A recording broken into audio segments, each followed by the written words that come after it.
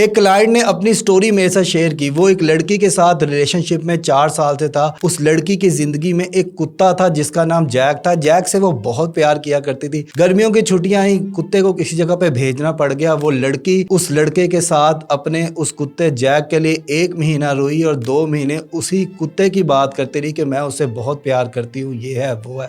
اس طرح ہوا یہ کہ کچھ عرصے بعد لڑکی اور لڑکے کا بریک اپ ہو گیا. لڑکی نے اس لڑکے کو ہر جگہ سے بلاک کر دیا. اپنی سہیلیوں کو بھی کہہ دیا کہ مجھے اس بندے سے کوئی تعلق نہیں رکھنا, میرا نمبر اس تک نہ پہنچے, اسے کہہ دو کہ مجھے بھول جائے. اب وہ لڑکا بہت سے سوالوں میں اس کے کچھ سوال یہ تھے کہ سر کیا کتا مجھ سے زیادہ اہم تھا؟ جو وہ کتے کا ذکر کرتی رہتی تھی, میرا اس نے ذکر ہی نہیں کیا کسی سے. سر میں 4 سال سے اس کے ساتھ پیار میں تھا اور کتا 1 سال کا تھا, اور 1 سال میں اس نے 2 مہینے میرا ذکر کیا, اور میرا 4 سال کا پیار تھا, اس نے کوئی ذکر و اذکار ہی نہیں کیا.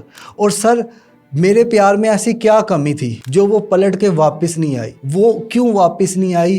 وہ میرے پاس کیوں نہیں ہو سکی؟ وہ مجھ سے رابطہ کرتی, مجھے بتاتی, سمجھاتی, میں کوئی نہ کوئی حل نکال دیتا, میں دوبارہ رشتہ بھیج دیتا, میں اسی کے ساتھ رہنا چاہتا ہوں. لیکن دیکھیں, جب آپ کتے کے لیول پہ آ جائے نا تو آپ کو عزت بھی کتے کے لیول کی ملتی ہوتی ہے.